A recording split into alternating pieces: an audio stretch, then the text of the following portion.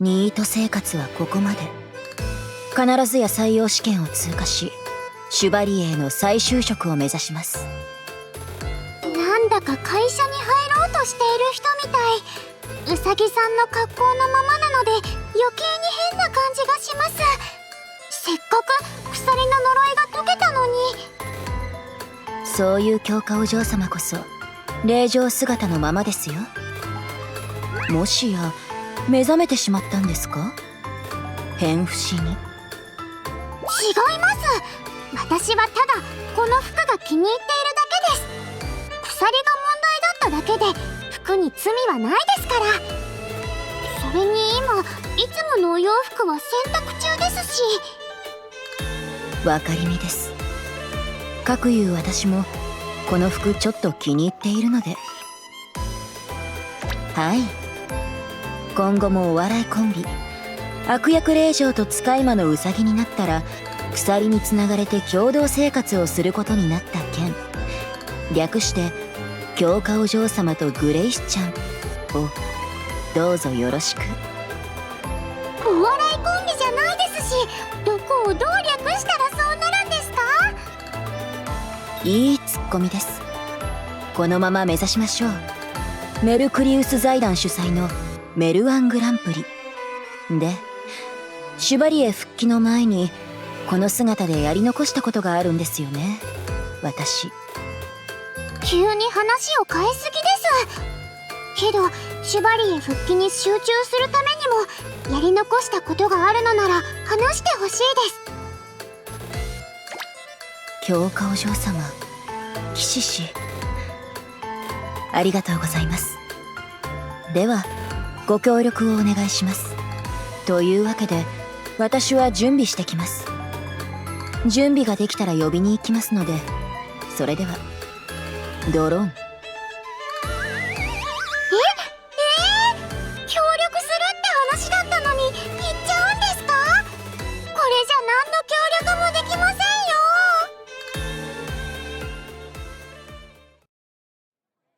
全然連絡が来ないと思ったら、グレイスさんがジオニブルヘルに帰る前日に呼び出されるなんて。それも手紙で。私も呼ばれているけれど、いいのかしら？やり残したことがあるっていうお話なんでしょ？私も大丈夫だと思う。手紙にお母さんのことも書いてあったから。手紙に書いてある住所だとここみたい。あら？ここはレストラン？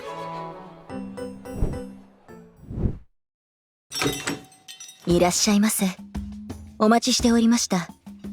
さあ、こちらの席へどうぞ。まずはお飲み物はいかがでしょう？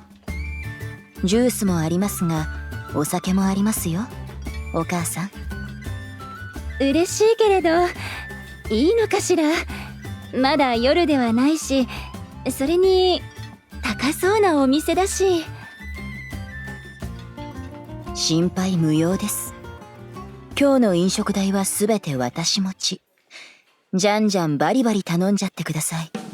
ちなみにお店のマスターを拝み倒して席の予約と3人の給仕をやらせてもらうことを了承してもらいました。私が料理や飲み物を運びますし、話し相手にもなりますよ。というわけで今日の私は3人専用のお給仕をするウェイトレスウサちゃんです。イグザクトリー、その通りです。シュバリエをクビになってフリーなうちに接客業とかやってみたかったんですよね。ウサギちゃんの格好で働くお店もあるそうですし。あ、今のはそれってカジノとかでしょってツッコミどころです。さて、説明も済んだところでこのウサギちゃんに何でも言ってください。何でもと言われても。エルフの森にはこういうお店がなくて、慣れていないから何を注文したらいいのかわからないの。なるほど。急に来ることになったのでちょっち緊張してる感じですね。失礼しました。ならばここはウィットに富んだグレイスちゃんトークで場を和ませてみせましょう。ヘイ、そこのイケてる格好のお嬢様、学校に行くの楽しめていますか？鎖の件で何日か休んでしまいましたが。それは私も心配していたんですけど、みんな普通に話しかけてくれました。この服を見てかっこいいって言ってくれた子もいましたし。それは良かったです。元使い魔として気になっていたことなので。他に心配していることや悩んでいることはありませんか？例えば恋の悩みとか。相談に乗りますよ。私お姉さんですから。恋？そんな悩み事ありません。そういうことにしておきましょう。では騎士氏はいかがです？あるでしょ？一つや二つどころではない恋の悩みが。不潔です。あら、恋多き男の子なのね。あらやだ、お母さんですって。それはつまりいずれ強化お嬢様のことを。通報します。みんなといるとたくさん笑っちゃうわ。夫が単身赴任で遠くの森にいるから、強化には寂しい思いをさせているけど、楽しいお友達がいるから私も安心しているのよ。強化お嬢様が健やかに育っているのは、お母さんがいて遠くで見守っているお父さんがいるからですよ。さあ、ではそろそろご注文をお聞きしますね。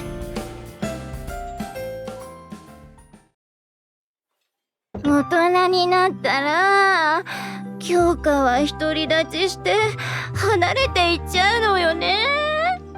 お母さん寂しい。しくしく。酔ってる。子供の成長というのは早いものですよね。強化お嬢様のツッコミも出会った頃と今では鋭さが違います。ツッコミは別に好きでやっているわけではないです。あら、私は好きよ、強化のツッコミ。ぽっかり開いた心の隙間にピタッと収まる感じがするの。さすがお母さん、分かっていらっしゃる。成長が早いっていうのはそうだけど、それだけじゃなくて、独り立ちは独り立ちなんだけど、別の世界に独り立ちしてしまうような感じがして。別の世界？別の世界？私何を言ってるのかしら。麦しわが足りてないから変なことを言っちゃったのかも。おかわり。別の世界に独り立ちですか。もしかしたらお母さんはこの世界にはいても向こうの世界には。どうかしたの？グレイスちゃん。いいえ、何でもありません。さあ、おかわりをどうぞ。私も付き合いますよ、お母さん。乾杯。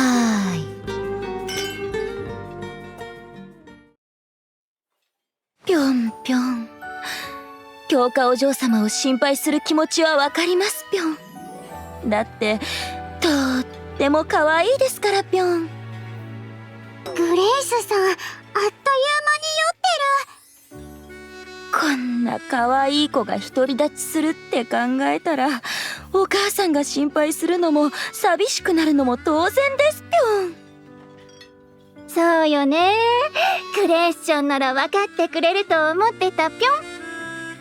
お母さんまでぴょんって言ってる。強化お嬢様が大人になったら、いつか今日みたいに麦酒を飲みましょうぴょん。お母さんと強化お嬢様と私で。もちろんだぴょん。騎士も来るといいぴょん。お母さんもいいですかぴょん。オッケーぴょん。娘と麦酒を飲むの今から楽しみぴょもう何年後の話をしてるの？私まだ子供だよ。ん。いいの。子供の成長は早いんだもん。今から約束をしても全然問題なしだぴょん。お母さんの言う通りですぴょん。もう二人とも酔いすぎだよ。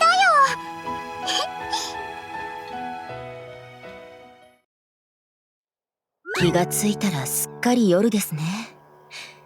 うさぎちゃんフォームでたっぷりサービスすることができたので、もうやり残したことはありません。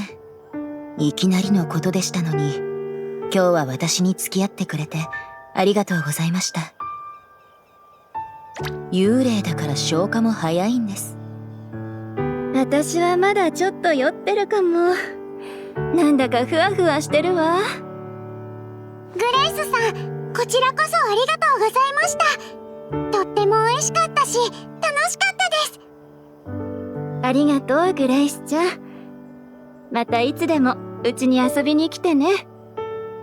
どうやら皆さんすっかりうさぎちゃんの虜になってしまったようですね。してやったりです。うさぎちゃんで接客をしてみたいというのは本当のことですが、実はお母さんと京花お嬢様へお礼がしたかったのです。鎖の件ではご迷惑をおかけしたのと、居候をさせてもらって大変お世話になりましたので。そうだったんですか？私、うさぎさんの格好で働いてみたいだけだと思ってました。私としては京花がお世話になったからお礼なんていらないのに。でもありがとうグレイスちゃん。あなたの気持ちとっても嬉しいわ。サプライズ大成功。グレイスちゃん大満足です。騎士士的には何だと思います？ポジション。わーお、びっくり。私いつの間にかパートナーができてました。幽霊をびっくりさせるなんてなかなかやりますね、騎士士。ではそろそろお開きとしましょうか。お母さん、京花お嬢様、今日はありがとうございました。はい、グレイスさん、シュバリエに復帰するの頑張ってくださいね。寂しくなるけどまたいつでも来てねグレイスちゃん。あなたのお家だと思って。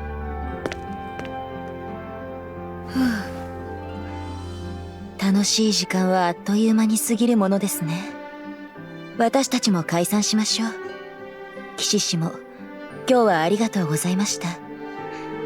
よかったらまたジオニブルヘルへ来てください。では。グエ、騎士士、首をいきなり締め付けるのは女性相手だろうと幽霊相手だろうとやっていいことではありませんよ。鎖？何を言って。あれ？これって例の呪いの鎖？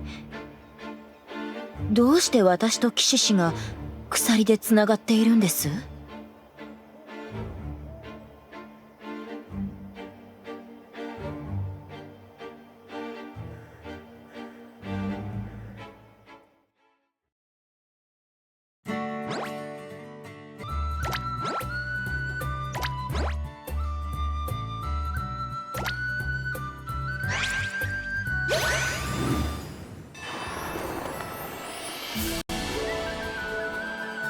京花お嬢様にお母さん、ついでに騎士士にもお礼ができてよかったです。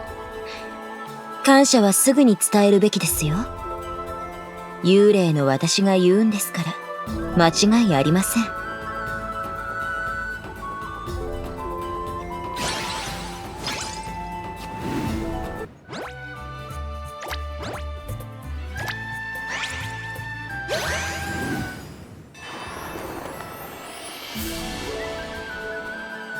誰が考えたのか知りませんが、100人組手なんて面倒なことは二度とごめんです。思いのほか騎士と息が合ったことは大きな収穫ですけどね。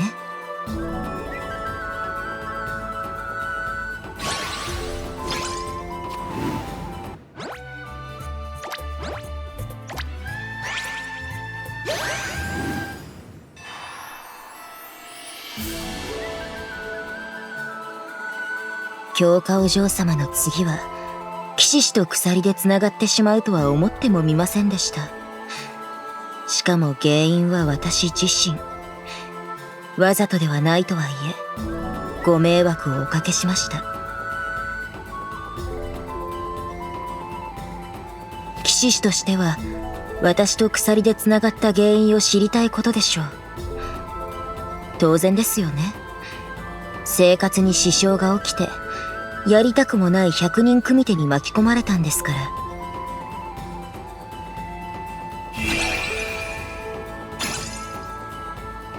ら。でも教えてあげません。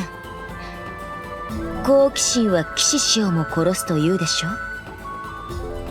もしどうしても知りたいというのなら、幽霊になって私と生きる覚悟を決めてくださいね。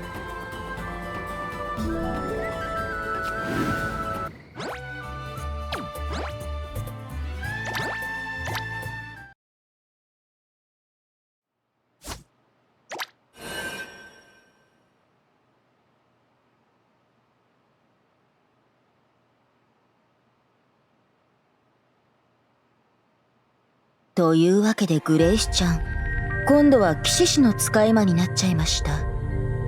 4。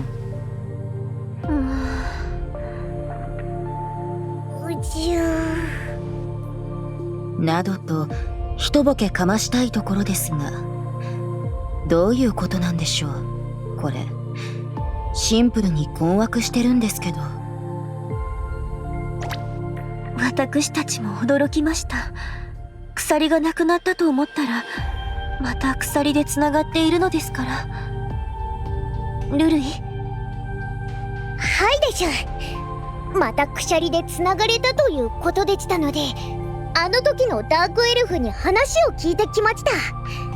その結果、ダークエルフは関係ないことが分かりました。嘆きの女神の魂はすでに解放されています。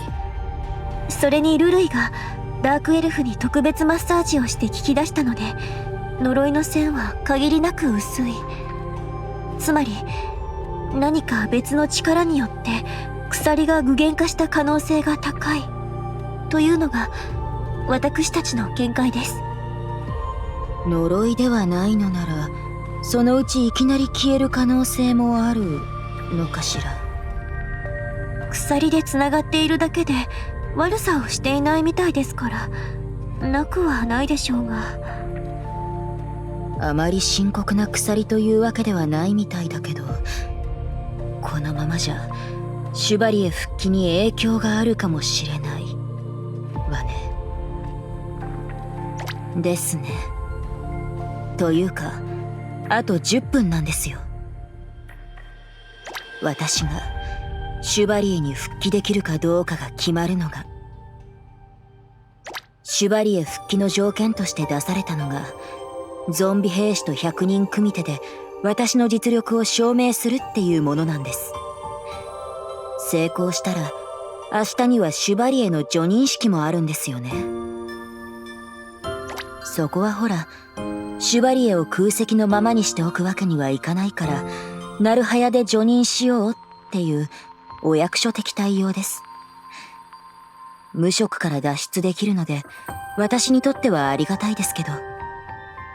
無理を通したスケジュールなので変更はできませんわ。ですのでここは力を合わせましょう。きっと大丈夫。困難は乗り越えるためにあるのですから。鎖のこと、もう一度あのダークエルフに聞いてみましょう。今回は関わっていなくても何か知っているかもしれませんから。私も行きましょう。騎士様はグレイスのことをお願いしますわ。ありがとうございます。私は必ずシュバリエに返り咲いてみせます。グレイス、百人組手見ることはできませんが応援していますよ。ですが百人組手には鎖でつながれた今の状態で出るしかありません。何か策はあるのですか？策ですか。そうですね。それじゃあはったり聞かせて何とかしましょう。ほとんど力技だけど、そこはシュバリエの誇りにかけて必勝を誓うわ。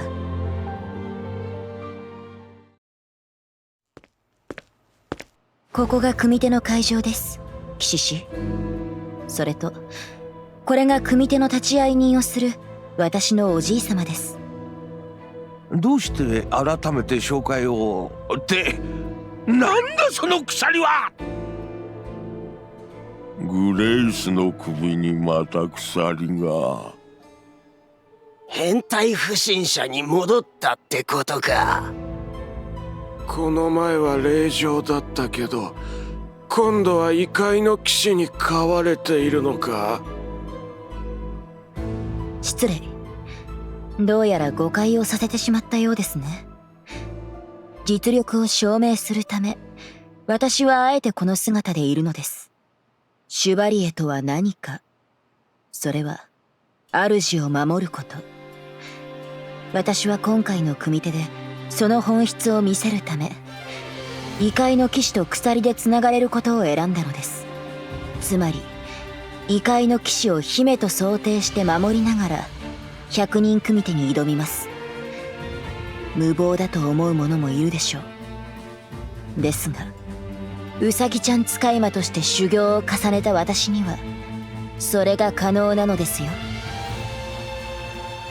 いくらグレイスとはいえそいつは無理だろう。いいじゃねえか。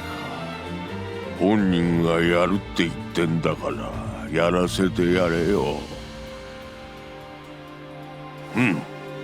グレイスの言っていることはもっとも主を守れてこそのシュバリエだ。いいだろう。グレイスの選択を強化する。必ず失敗させてやるぜ。そうすれば次期シュバリエ候補に俺が。みんな準備は良いな。では百人組手始め。弱点を攻めるのは戦闘の基本。悪く思うなよ、異界の騎士さんよ。うおー！シャラップ。ブベス。一人目。さあ後が使えているんだからどんどんかかってきなさい。なめるなよ。数も条件もこっちが有利なんだ。負けてたまるか。不利でも勝つ。それがシュバリエよ。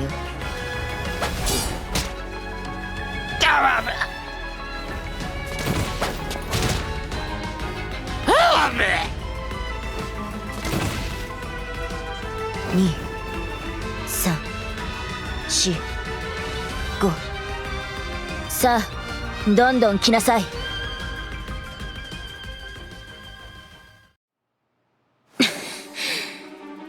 腕の立つ兵もそこそこ混じってるわね。今ので80。あと少し。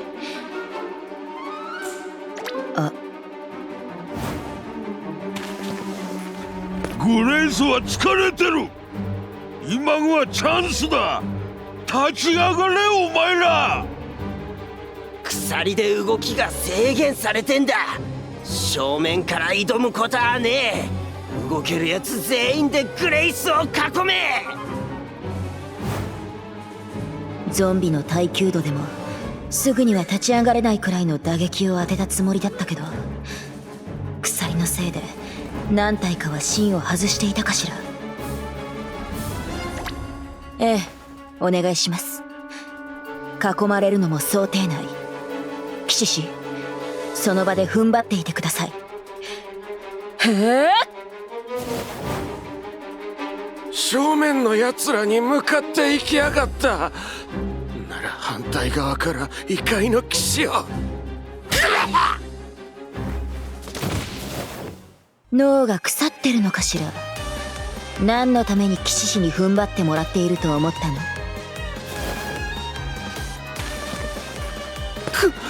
こいつ鎖を使って円を描いて移動を。いい感じです。ではまとめて葬儀といきましょう。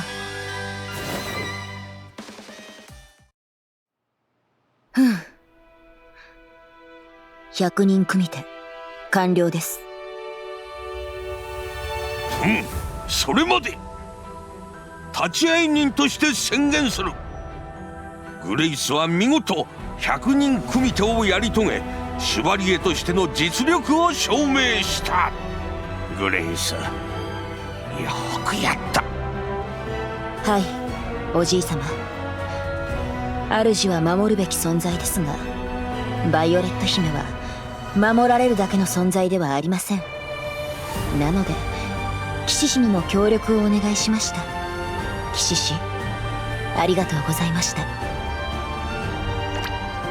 言っててくそー、悔しいけどすごかったな。ハンデがあるのに100人組手を達成しちまうなんてよ。そこら中から褒められている気配を感じます。とてもいい気分です。思わず成仏しそうなくらいに。騎士殿が持つ強化の力を使うことなく成し遂げるとは。先ほどの組手は2人の信頼関係があってこその立ち回りだった。仮に他の者と鎖でつながれていたら、あそこまでうまくはいかなかったはず。グレイスと騎士殿か。ところでよ、あの鎖いつまでつけてるんだ？最初にもっともらしいこと言ってたけど、まさか外せないなんてことはないよな。いっけない。もうブロッケンの食事の時間じゃないですか。というわけで私はこれにて失礼。グレイス、鎖について新たな情報が手に入りましたよ。これできっと問題解決でしょ。ナイスタイミング。こっちも今100人組手が終わったところです。じゃ、私たちは用事があるので、あとはお願いしますね、おじい様。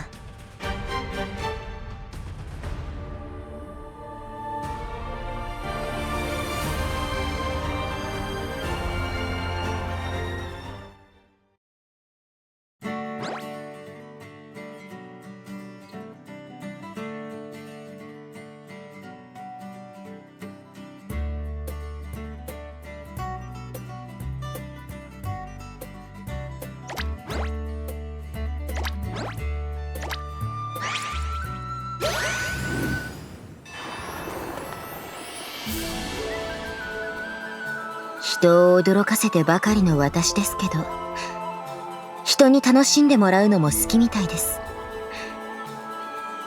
なので騎士氏には笑って楽しんで、笑って泣いて、笑い死んでもらいますね。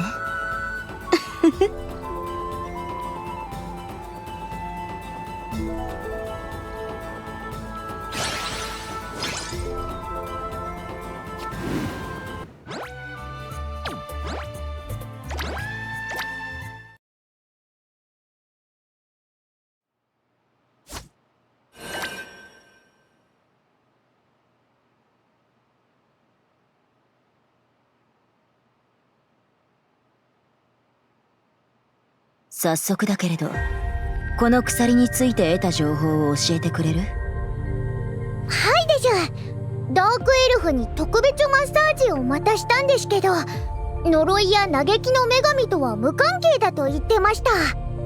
だけど最初に聞いた時には言わなかったこともありました。呪いのせいでグレイスは京香様と鎖でつながりましたよね。その時鎖から受け取った魔力があなたの霊体に馴染んだことで、グレイスの魔力が由来となって鎖が具現化したと考えられます。魔力の質は感情の揺らぎにも影響を受けます。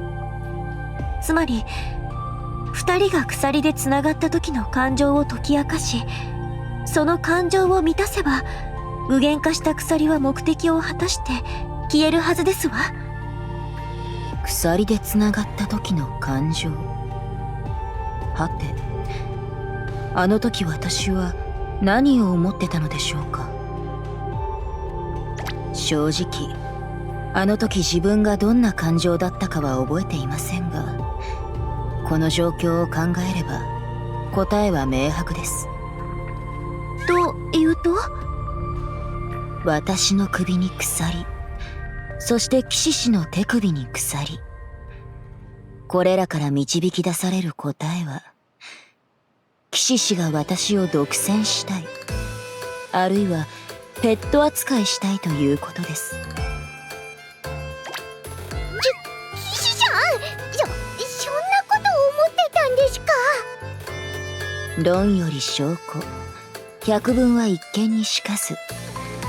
自分の目で見た事実から目をそらしてはいけません。そんなグレイスと騎士様がそのようなただれた関係になるなんて。誤解でも誤解でもいいんですけど、シュバリエの叙任式は待ってくれないんですよね。その通りでしゅ。タイムリミットは明日の叙任式が始まるまで。シュバリエになることをまた認められたと言っても、さすがに騎士さんと鎖でつながれたまま受訓はできません。今はとにかくできることをやるしかないでしょ。とルルイが言っていますので、よろしくお願いしますぴょん。騎士氏、いえ、ご主人様。もうグレイス、騎士様のご迷惑になりますから、じゃれつくのをやめなさい。何をおっしゃいますのやら。ウサギのように頭をこすりつけたり、膝の上に座ったり、これらすべて騎士氏が喜ぶことばかりですよ。おや、どうしたのです、騎士氏？何をもじもじとしているんですか？トイレですか？構いませんよ。正直に言ってください。あなたが望んだことでは？私と鎖でつながっているというのになかなか強情ですね。なら次は、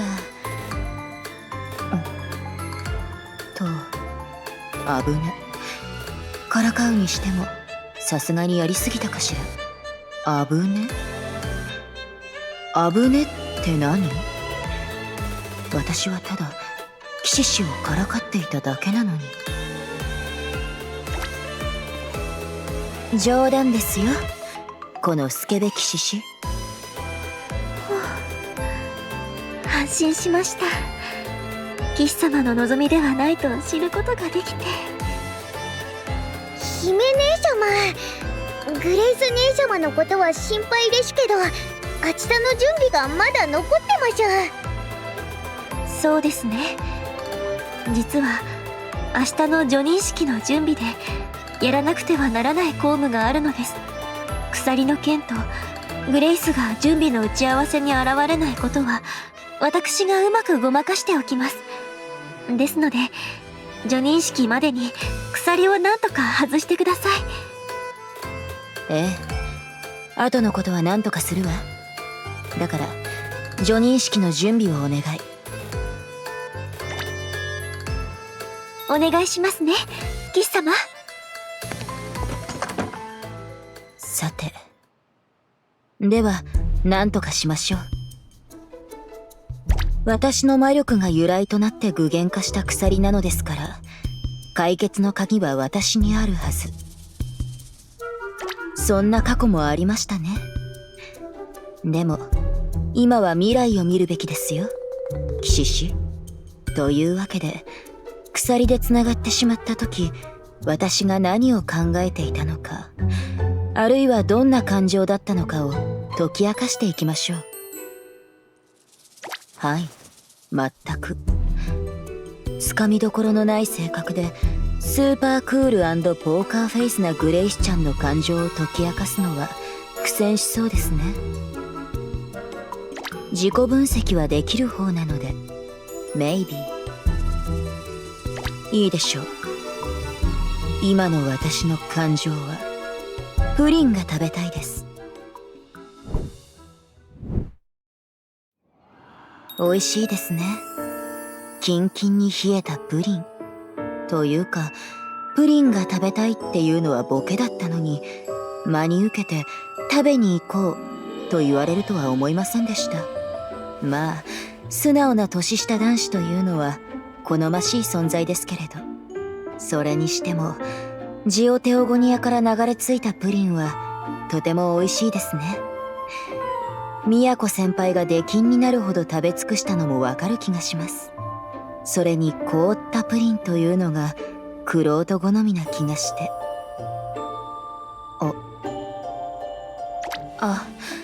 いたた。プリンが冷たすぎて頭が痛くなりました。幽霊なのにアイスクリーム頭痛になるのは想定外です。答えは沈黙。それもまたいいリアクションです。ですがこういう時は大丈夫？グレイスお姉ちゃんと気遣うのが年下男子のあるべき姿だと年上女性からアドバイスを送りましょう。素直でよろしい。さて、ではどこかへ出かけましょうか。私の魔力と感情が原因なら、ここで答えのない問いを考えるより、私の感情が揺らぐような何かをした方が建設的ですからね。まずはうさぎちゃんとお茶会と行きましょうか、騎士氏。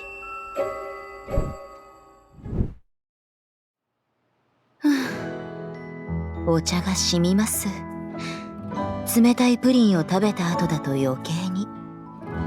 まあジオニブルヘルなんで熱々とはいきませんが、どうぞどんどん飲んじゃってください。お腹がお茶でタプタプになるくらい。それは残念。幽霊らしく、あるいは狂ったウサギちゃんらしく、いつまでもお茶を飲ませ続けるのは無理みたいですね。嬉しいことを言ってくれますね。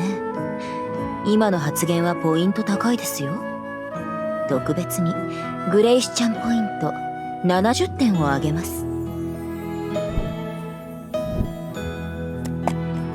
どうどうブロッケン、ここまでご苦労様。さあ着きましたよ、騎士氏。特に観光地というわけではないですが、鎖でつながれた私たちが人の目を気にしないでいられる場所に。どういたしまして。では二人乗りをしたままもう少し散歩と行きましょうか。馬には乗り慣れていないですよね。お尻は痛くありませんか？年上の美人なお姉さんと二人乗りできるなんてそうそうあることじゃありませんよ。この幸せをかみしめてください。このスケこまし。正当な評価です。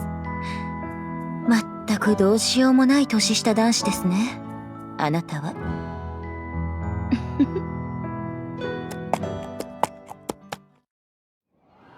この辺で少し休みますか。ステイ、ブロッケン。どうどう。おや？気がついたらまあまあ時間が経ってますね。焦ったら解決するというのならいくらでも焦りますが、今回の問題はそうではないので、焦りがないのは楽しい時間を過ごせているから、気持ちが鎖の解決に向かっていないからなのかも。今のこの気持ち、なんとなく覚えがあるような。それこそ騎士氏と鎖でつながれた時みたいな。少し座って話しませんか、騎士氏。今なら何かわかるかもしれないので。思い返してみると、短い間に騎士氏と関わる出来事がたくさんありましたね。鎖の件だけではなく、ランドソル万博やプリンセス会議、バイオレット姫が王家の装備を使えるようになったりとか、一緒に温泉入ったりとか、あとそもそも騎士氏と出会えたことが大きな出来事ですけどね。幽霊なのに死にそうな目にあったりして大変なことも多かったですが、いいことはそれ以上にたくさんありました。一つ一つの出来事を経てシュバリエとしての自分を見つめ直すことができましたし、騎士氏を含めて周りの人たちのありがたさも再確認することができました。みんながいたから厳しい状況に陥っても乗り越えられたんです。お礼という形で強化お嬢様とお母さんをレストランに招待したように、私はこれからも感謝を伝えていこうと思います。あの時はなぜか騎士氏も一緒に招待してしまいましたが、楽しんでもらえたのなら構いません。騎士氏にもお世話になっていますからね。実はお茶をしたりブロッケンと二人乗りしたりしたのは、自分の感情を解き明かすだけではなく、騎士氏へのお礼も兼ねていたんですよ。だけど一緒に過ごしている間、お礼をしたいという気持ちだけではなかったと思う。この感情、わかるけどわかりたくないか。騎士氏は私と出会ってから今日までどうでしたか？私と騎士氏が関わってきたものの中には命がけのものもありましたし、大変でしたよね、きっと。たくましいですね、騎士氏は。私も同じですが、騎士氏と一緒にいると楽しいイコール騎士氏と離れたくない。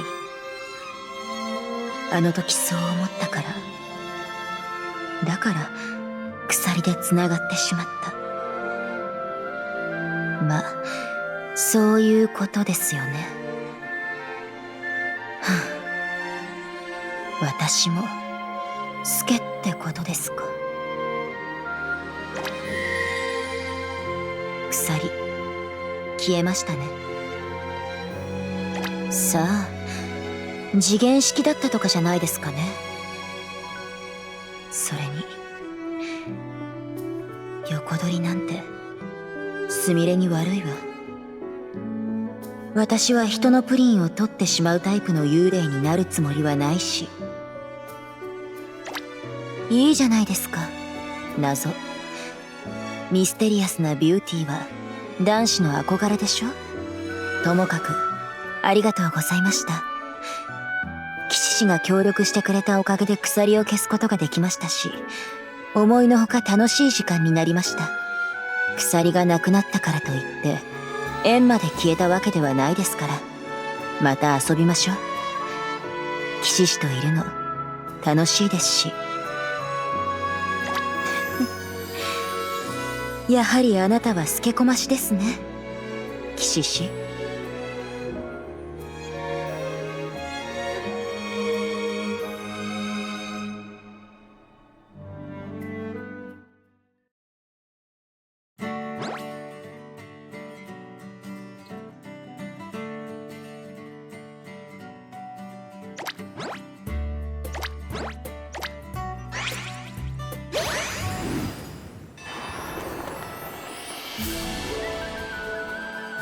どうしてでしょう。私善良な幽霊のつもりなのに、ことあるごとに騎士氏を幽霊にしたくなるんですよね。原因を探るためにも一度死んでみません？サクッと。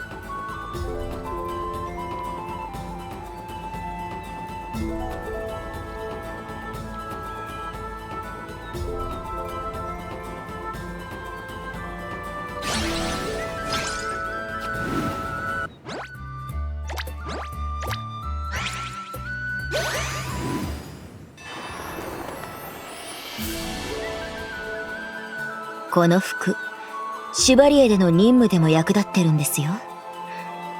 戦いに出るような服じゃないので油断を誘えますから。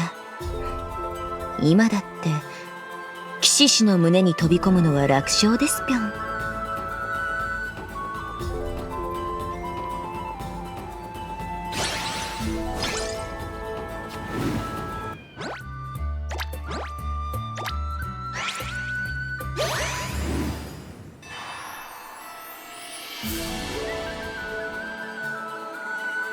私の体、飲み食いすることはできても中身は空っぽかと思ったのですが、どうやらそうでもないみたい。ないはずの心臓が動いて気づかせてくれたんです。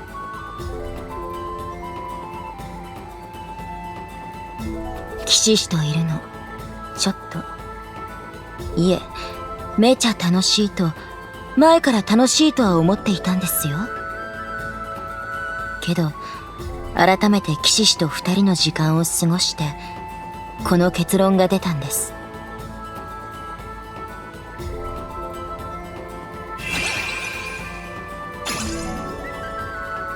だから騎士氏、責任取ってください。ないはずの心臓を動かした責任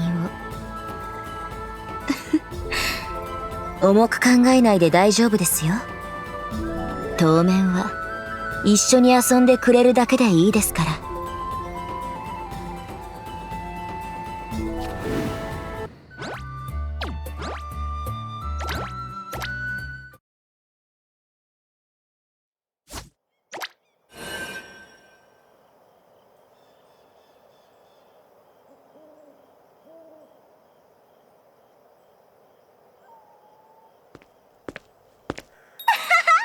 夜の遊園地ってワクワクするね。グレイス姉ちゃんどこにいるんだろう。グレイスがプロデュースしたという施設がこのグランドリームパークにあるそうですので、きっとそこで待っているかと思いますわ。ジオニブルヘルをテーマにしたって聞いてましゅ。前にやった異文化交流会が途中で中止になったから、そのリベンジでリトルリリカルの皆さんを招待したかったみたいですよ。そうなんだ。グレイズさんにありがとうって言わなくちゃ。でもジオニブルヘルをテーマにってことはちょっと怖い感じなのかな。お化け屋敷とか。グレイスさんのことだから本当に怖い感じにはならないと思う。グレイスさん、怖がらせる相手は選ぶ人だから。京香様、グレイスとはすっかり仲良くなったご様子ですわね。一緒に生活をしたので少し知っているだけです。あ、ここですね。グレイス姉様がプロデュースしたアトラクション。色合いがジオニブルヘルっぽくてすぐわかりますね。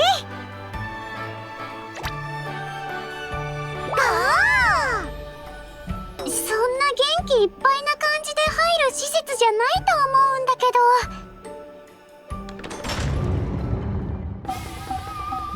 ど。裏飯屋。カババン君の幽霊だ。幽霊？あ、でも可愛いかも。ちょっとだけ怖いけど。というかグレイスさん、また鎖がついてますよ。ご心配ナッシング。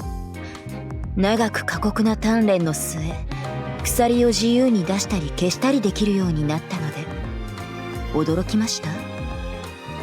驚きましたけど、なんで棒を使ってダッシュしてるんですかね。さあ、なぜでしょう。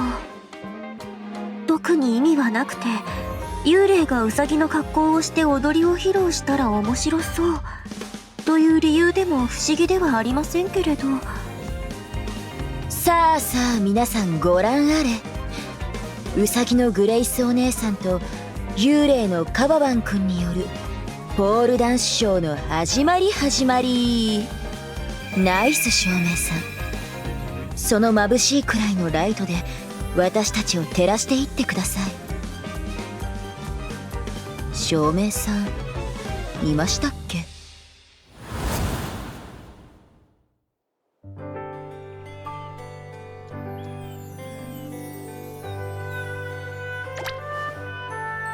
だーれだ？ワンモアセ。だーれだ？グッド。声だけで私だと当てるなんて、さてはお姉さんと会えるのを心待ちにしていましたね。というわけで、あなたのかすりお姉さんが会いに来ましたよ。快適な毎日を過ごせているのに、成仏なんてしていられません。今は近所の家に住み着いているんですけど、見てみますか？私が勝手に住んでいる家。いいですね。その隠す気のない好奇心。では、お姉さんのマイスイートホームへご案内しましょう。さあ、到着です。そうですよ。知らない人の家に住むなんて怖いじゃないですか。なので行き場のない私はこの家にこっそりと暮らしていたのです。てへ。失礼。あ、勝手に住み着いてますけど、あなたのプライバシーは尊重してますから、そこは安心してください。そういえば宿題に苦戦していましたね。無料で居座るのは悪いので家庭教師をしてあげます。まずは歴史の宿題からいきましょうか。史学科の学生でしたから歴史は得意科目なんです。もちろんいいですよ。ではあなたのやる気を引き出す形で教えてあげましょう。さあ、お勉強の時間ですよ。いいツッコミですね。でも先生要素はありますよ。ほらこれ、いかにも先生が持ってそうな棒。この棒を持って勉強を教えたら先生要素はオールクリア。しかしやる気を出してあげようと思ったのに先生は悲しいです。他人を見た目で変不死扱いするような人になってはいけませんよ。分かってくれればいいのです。ではちゃんと勉強に集中してくださいね。歴史を勉強するとき、とにかく覚えようとして暗記をすることが目的になってしまっている人がいます。ですがそれでは本当に知識が身についたとは言えません。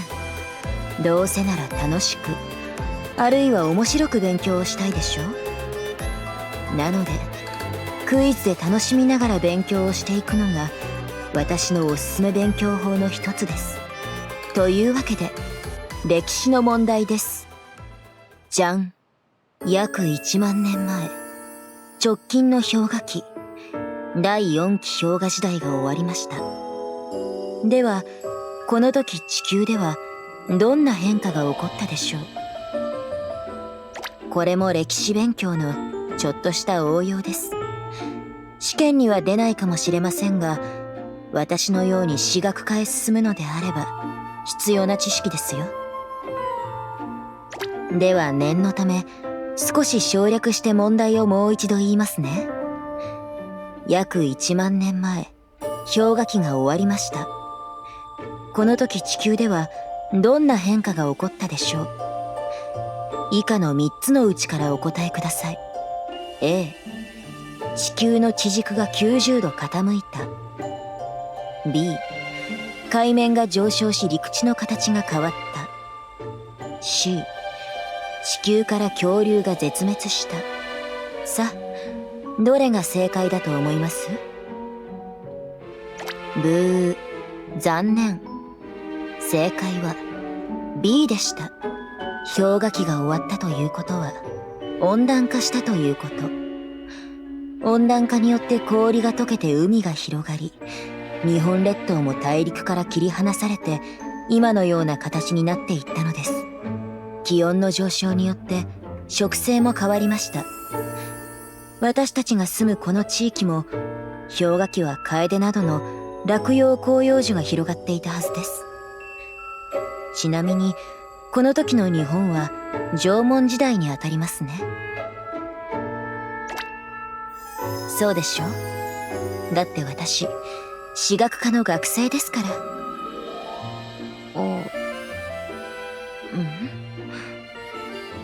これは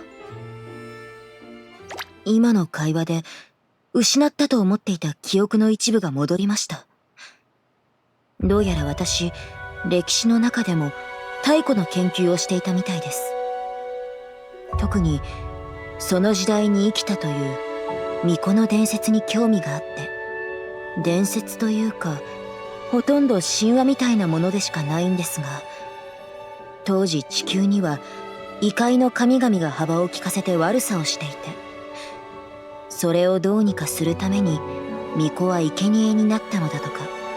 氷河期の終わりとちょうど年代が重なってたり、異界の神々の痕跡っぽいものが古い遺跡から見つかったり、いろいろ研究してるうちにその巫女と友達になりたいと思いました。太古の巫女はいわゆる神通力的なものを持っていたそうなので、ワンチャンまだ霊魂とかが現世にいるかもって思うんですよ。幽霊同士なら仲良くなれるでしょうし、私的には悪霊でも OK です。もしかしたらあなたに勉強を教えたから記憶が掘り返されたのかも。それならもっと勉強を教えるか、それか私が勉強をすればもっと何かを思い出せるかもしれません。協力してもらえませんか？何もかも忘れたまま幽霊として生きていくつもりでしたが、記憶の扉を開きかけた今、少し考えが変わりました。一人で勉強をするより一緒に勉強をする方があなたも楽しいでしょう。わからないところがあれば私が教えることもできますし、それに人は仲間がいると頑張れるものですし、一緒に困難を乗り越えようとしている相手がいると心強いものですよ。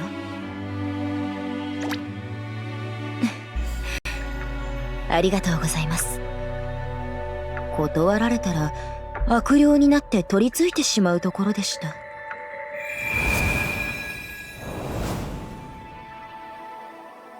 はーい、お勉強お疲れ様。よかったわね。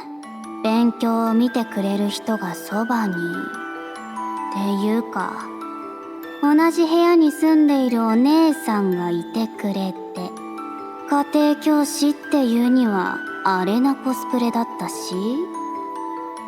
あんたには刺激が強かったかもしんないけど。で、話を戻すけど、意外としっかり先生してたわね、かすり。見かけによらず、実際地学科の学生としては結構優秀だったみたい。おじいちゃんが考古学者で、その影響で私学の道に進んだんだって。特に太古の巫女に関する研究は寝るのも食べるのも忘れちゃうくらいのめり込んだみたい。そこまで行くともはや愛よね。愛。まあその太古の巫女とはレジェンド・オブ・アストルムでお友達になっちゃってるんだから。ある意味ついてるわよね。気がついたら目的達成しちゃってるんだもん。あんたせっかくだからグレイスにいろいろ教わったら？お姉さんから手取り足取り教えてもらったら、アンポンタンのあんたでも少しはマシになるだろうしさ。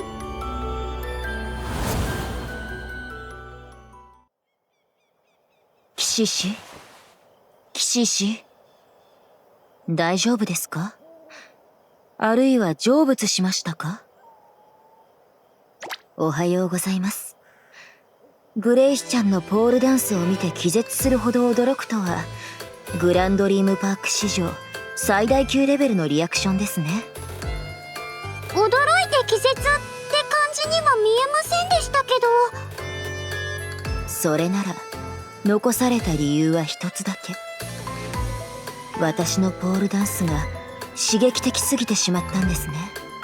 みんながいるというのにいけない人ですね、あなたは。今度は逆にあなたの首に鎖をつけてしまいましょうか。変態騎士氏、いえ、ご主人様。